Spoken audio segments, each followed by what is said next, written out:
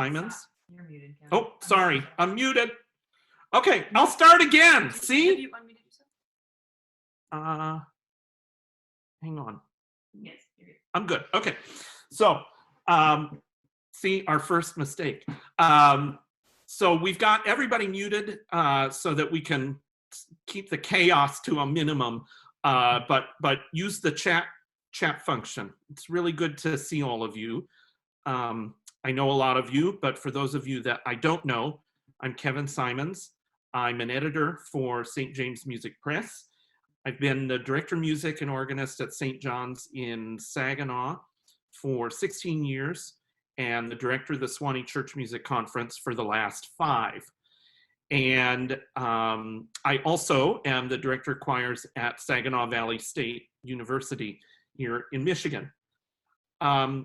The first thing I just want to say and preface this is that we've had a lot of news come at us in the choral world and the church world in the last 2 months, and then even in the last 2 weeks. And I just want to firstly give everybody a hug and let you know that you're not alone in this, that we are all trying to figure this out together. I'm going to learn from you, and we're all learning from each other.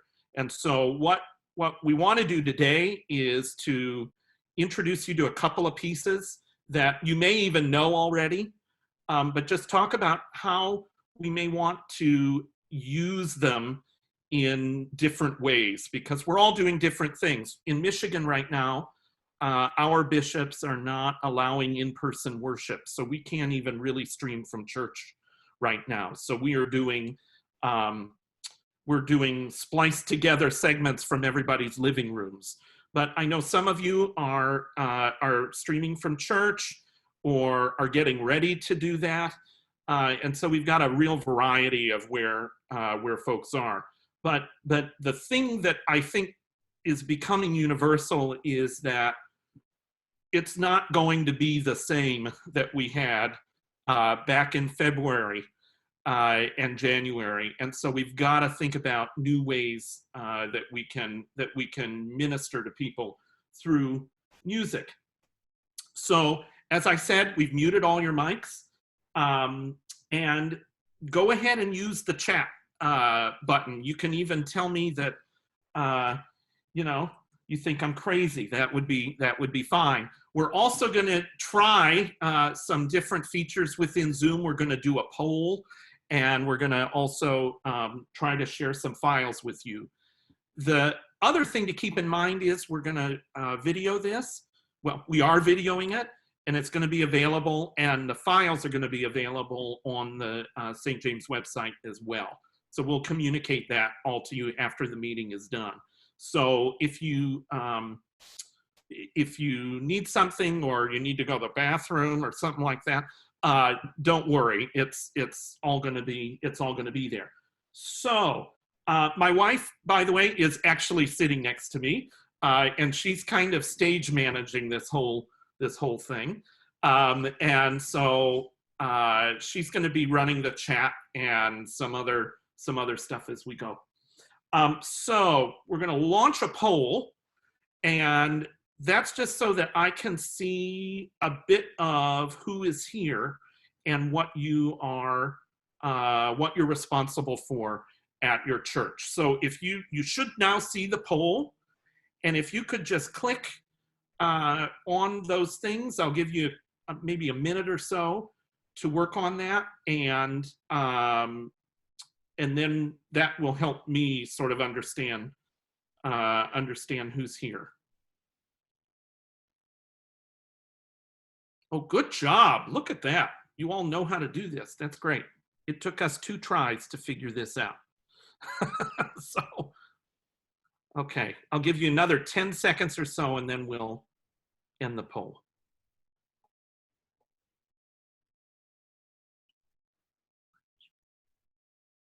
Okay.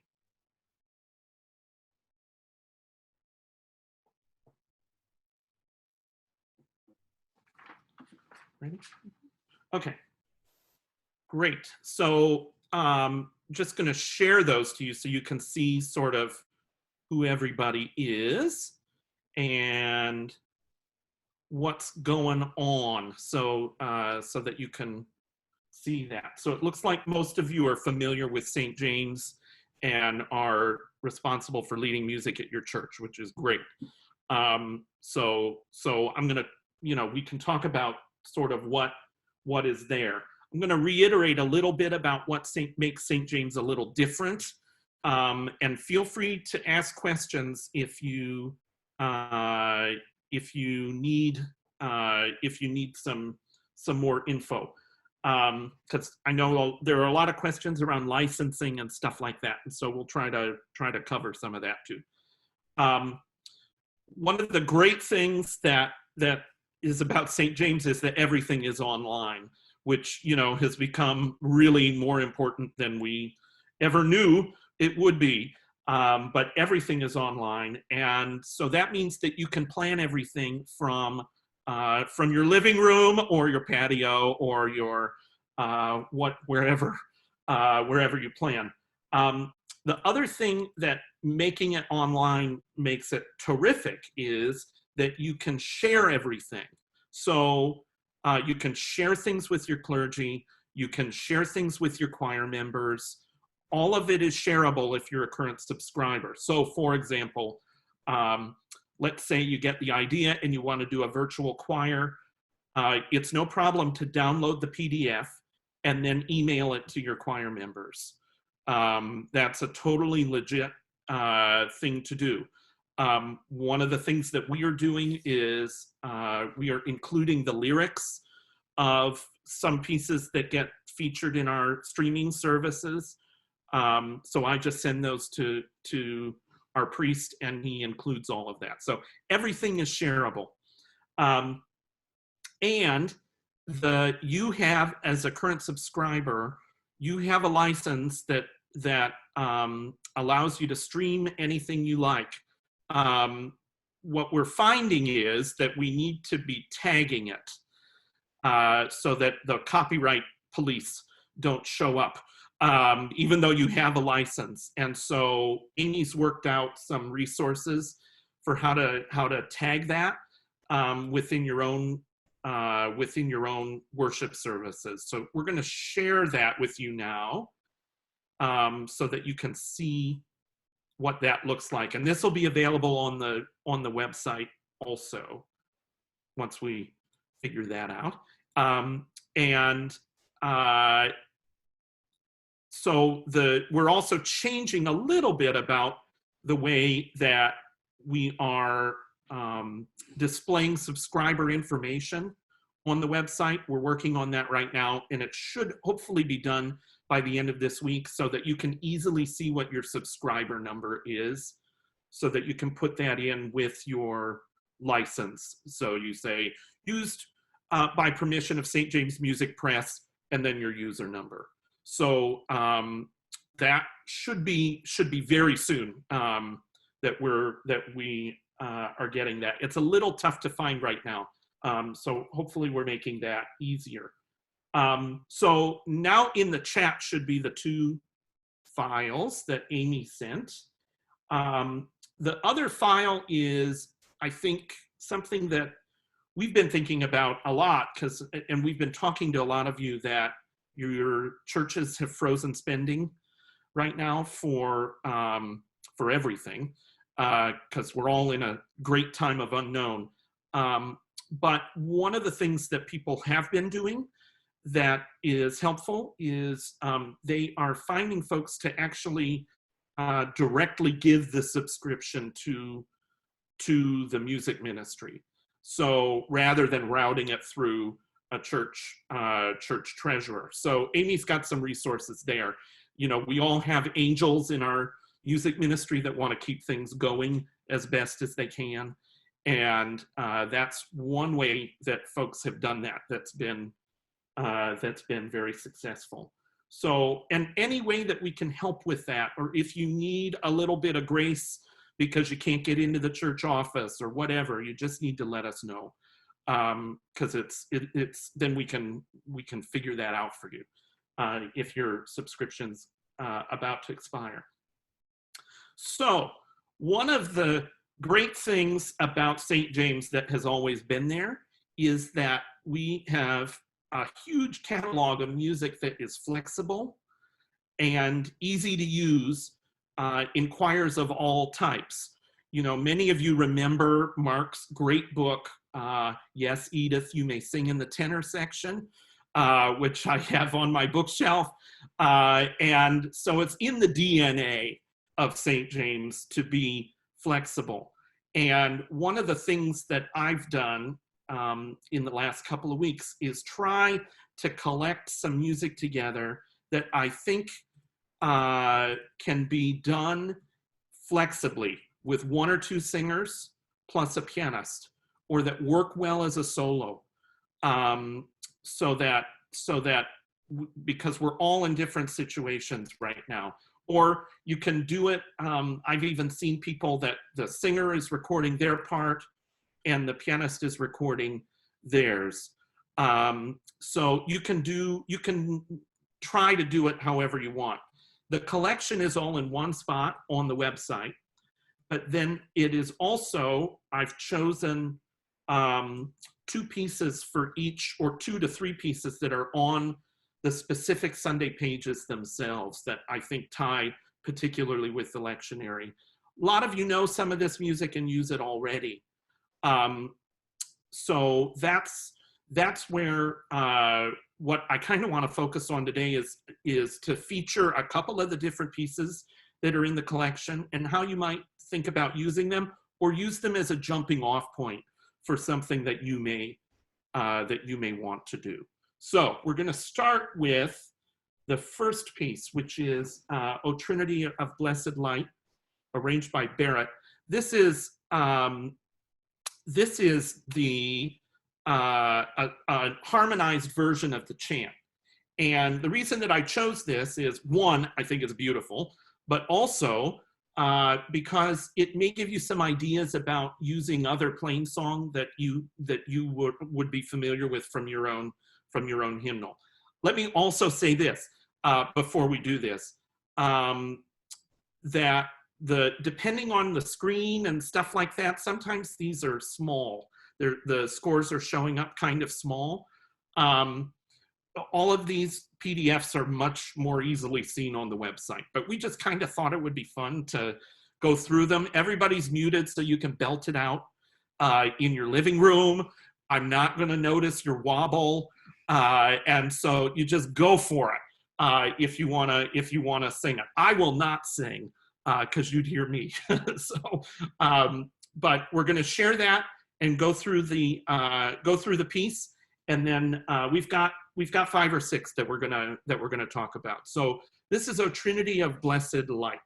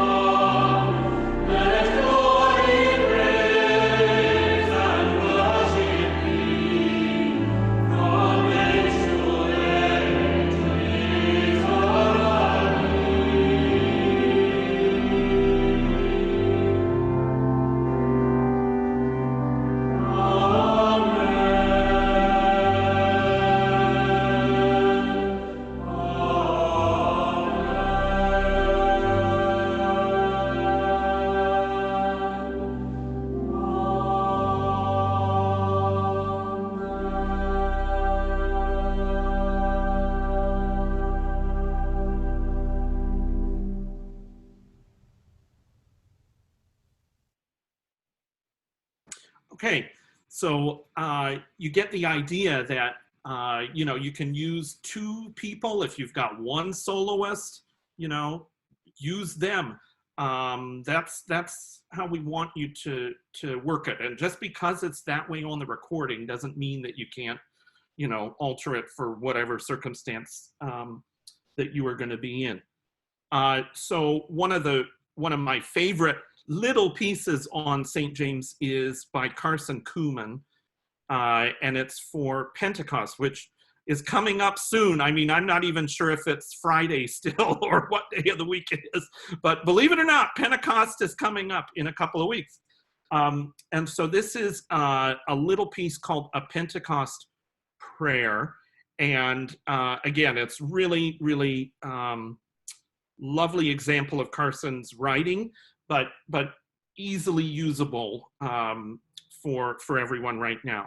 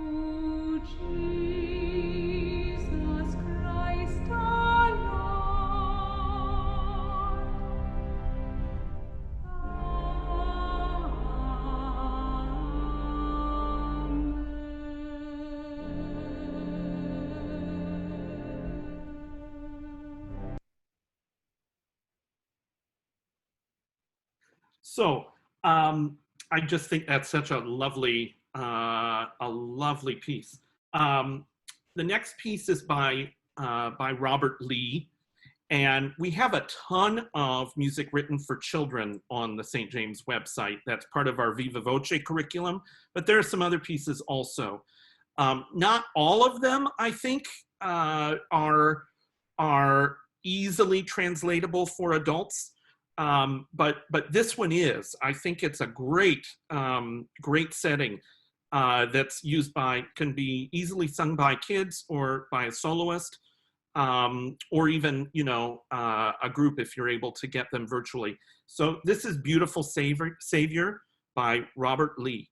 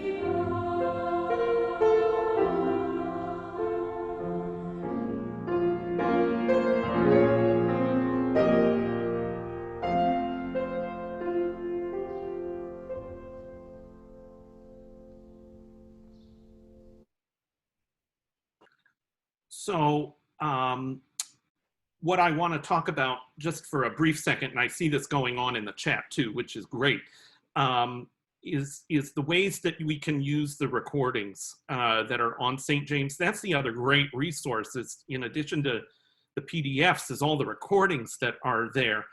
Many of you I know are singing on them at some point also. And so while we don't have accompaniment tracks, one of the ways we're actually using them at our church right now is we're actually using the recordings themselves within the service. And you absolutely have the permission to do that. That's totally fine to do that. We were not a congregation that recorded a lot of things before the quarantine started, but we're all you know, using what we can of those resources. The really good thing about that is that you won't get flagged for copyright violation, because a lot of places are trying to use YouTube videos and other stuff, and that's a much dicier proposition and difficult for folks to use. I mean, I know there are licenses that cover some, but we've even run into a little bit of trouble with that ourselves. But the license for St. James gives you license to use all the recordings. So that's one way to use them. The other great thing, and I actually have done this for a while, I send them to my send them to my choir members to help them learn the music. So particularly because I'm not there to, you know, beat notes and make sure they sing the E flat. It is a way though that they can practice on their own. And since we aren't all able to be together in a traditional rehearsal situation. So we're going to listen next to, this is one of my all-time favorite pieces from St. James, because I think it embodies everything that St. James is about. This is The Lord's My Shepherd, arranged by Roger Price. And it's two parts. You'll notice it's in canon, but if you look at the way the accompaniment is written, you don't need that second part. You can actually do it without. And there's an instrumental part with it, which you can use or not. You know, clearly it's better to have it with, but if that's not available to you, it's optional. So it's so flexible in the way that you can put things together depending on what your circumstance is. So this is one that my choir's sung many times, The Lord's My Shepherd by Roger Price.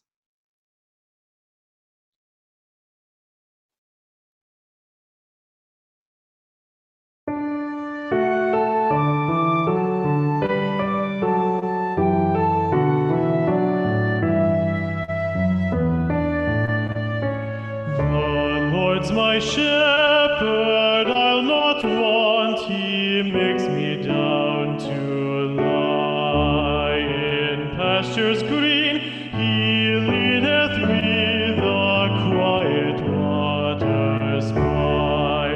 My soul he doth restore again, and in his love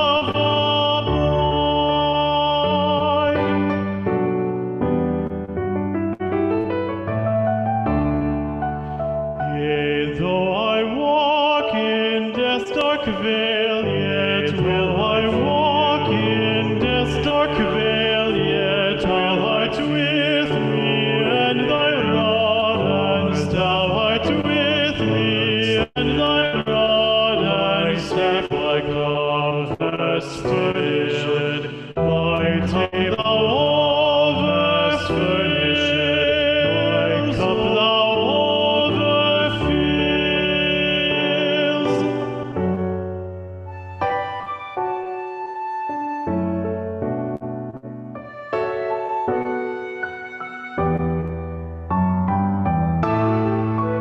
Goodness and mercy all my life shall show.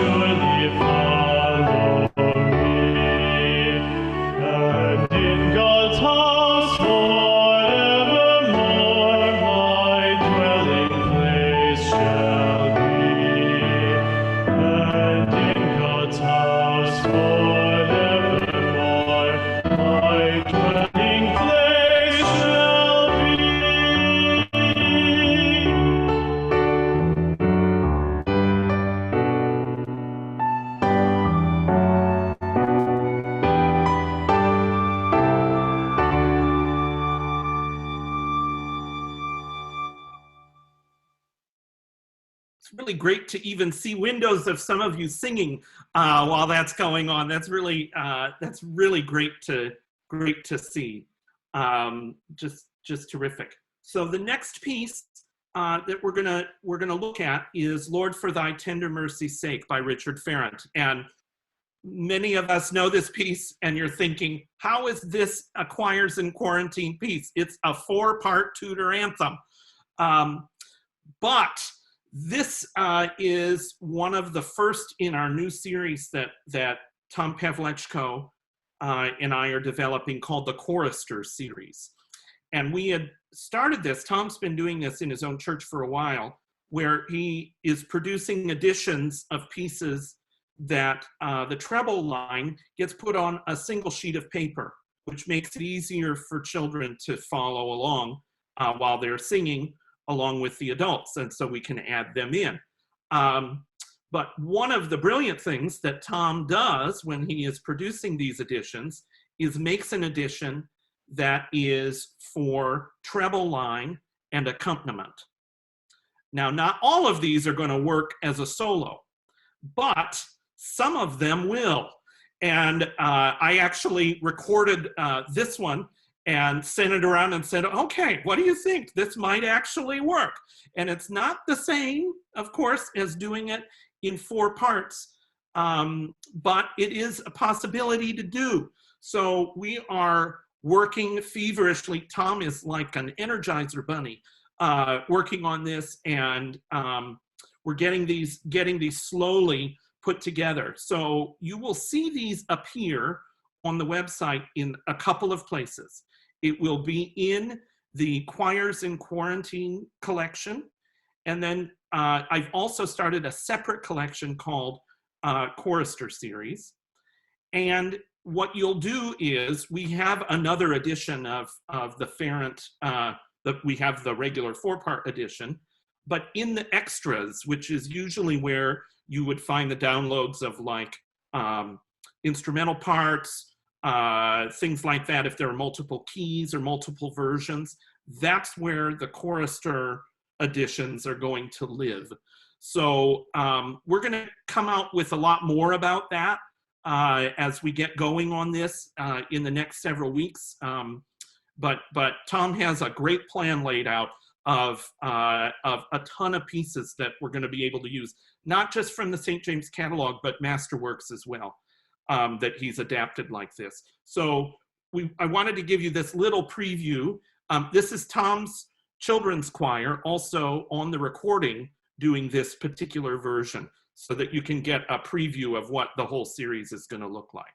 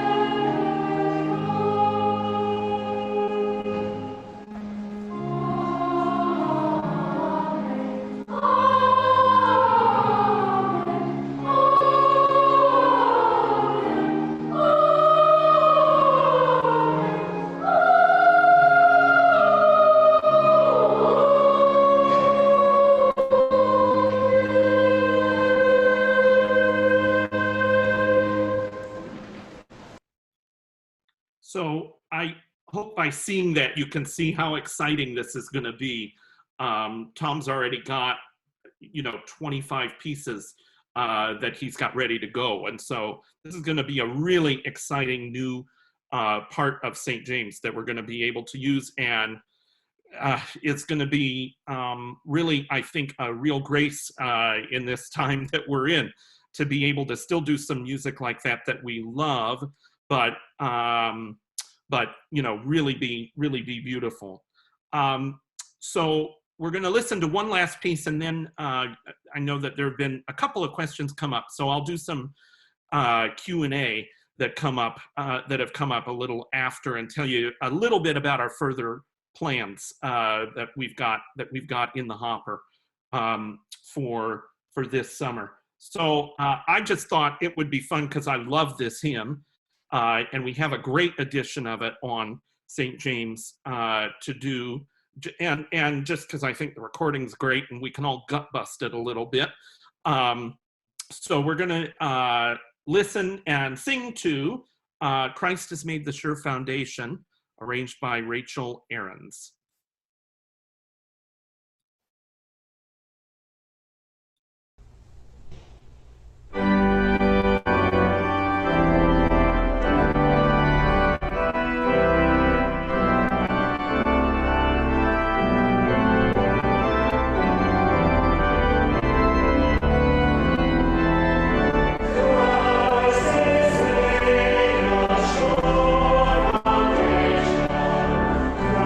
Christ